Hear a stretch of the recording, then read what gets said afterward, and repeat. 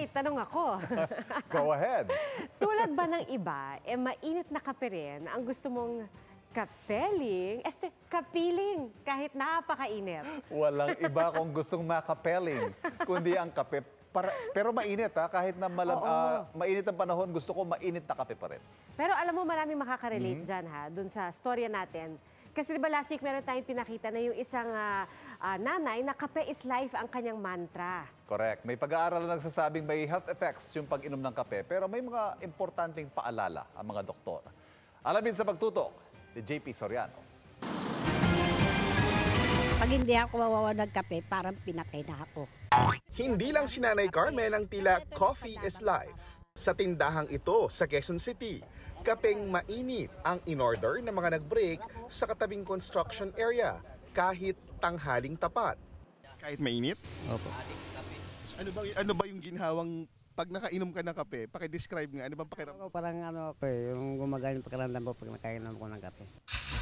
Paki-describe ang pakiramdam. Sarap. Kape na po kayo, kahit tanghaling tapat, mainit. Ang 60 years old na si Gilay, hot coffee rin daw ang pamatid uhaw. Kahit nga umaapoy sa init ang temperatura, pakiramdam daw niya pagkatapos magkape. Presko sa katawan, parang tibay ang katawan ko kung kahit kontraksyon trabaho. Sarap ng kape. Malakas pa ako sa mga 25 anyos. Dahil sa? Kape. Totoo yun.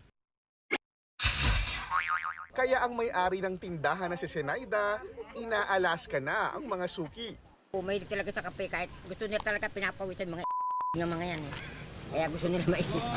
Sa isang pag-aaral na inanathala ng National Institutes of Health sa Amerika, lumabas na ang pag-inom ng kape ay maaaring mapabuti ang sweating sensitivity o reaksyon ng katawan ng tao para pagpawisan.